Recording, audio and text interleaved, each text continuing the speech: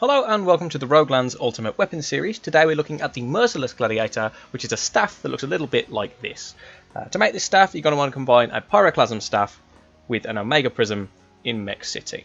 Now this staff is strange because the wiki entry was wrong, but I've gone back and changed it to be the correct values. Its scaling is Strength divided by 2 plus Faith divided by 4, which is the same as the Caster Sword.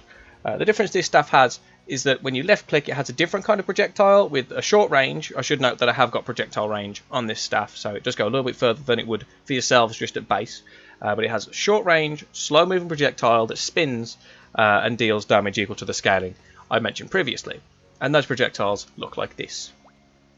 They make a weird soft sound effect, which I'll let you hear just now.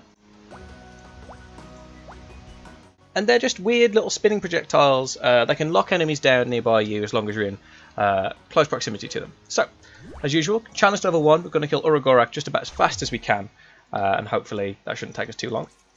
Now I've got like the front stuff out of the way, the introduction showing off the item we will be looking at today. I'd like to quickly mention that this is Roos. I don't think I've shown him in-game before, but you can see this is in action. Obviously you don't need my commentary to understand what's going on here.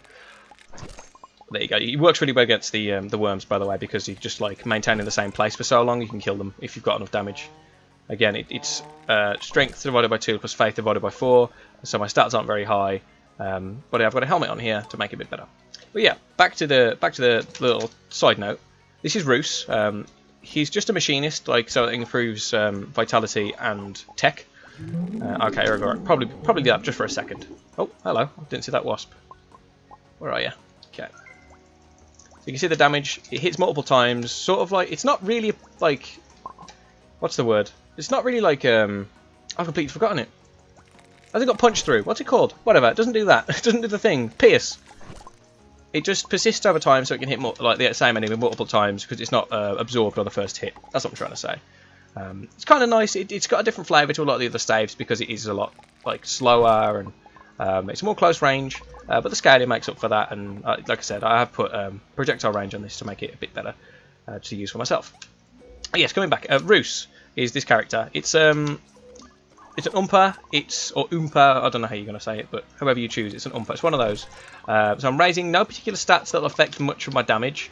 Vitality and Tech is the two that I've chosen. And all being well, this character will soon be level 100. I've got to try and level it up a bit.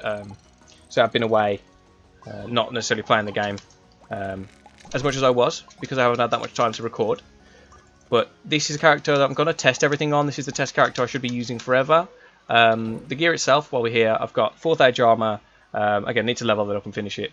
Scarab shell, and then whatever weapon I'm testing. There won't be any rings, but I can change the helmet out for strength, dex, or magic, which I've now fortunately managed to grind out all 3 of those. Well, I traded for the last one, but still. And yeah, it's very, very good that I'll have this character to just keep a relatively consistent base to be able to still do pretty fair test instead of random ones with characters I had before to show off higher amounts of damage on some weapons and lower on another. So all being well, I'll be able to get this to level 100 and standardise these videos to something a bit more concise and understandable, rather than just look at these numbers that I can deal while showing off the weapon. Now it can be look at the number that you can hope to achieve, rather than something that you might just get if you invest the right build.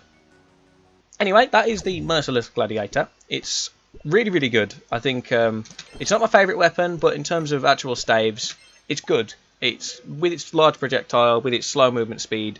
It does really good against wasps most of the time. It does really well against bosses and worms and things that stay in the same place, like Tyrannog and other mobs of that nature. So, yeah, I'm very, very impressed with it. I'm a little bit sad that it only does 1 projectile per click. Again, projectile range I think is a must on this, so go and put that on if you're going to try and use this staff instead of the Caster Sword, which I still think is a better weapon, but this one's fun, it's a good change of pace, and it's a good weapon overall. But that's it for now. Thank you very much for joining me on this episode in this series. There should be more coming in the future. I've got lots more time to try and make videos, so please stick around. And until next time, I suppose, I'll see you later. Bye for now.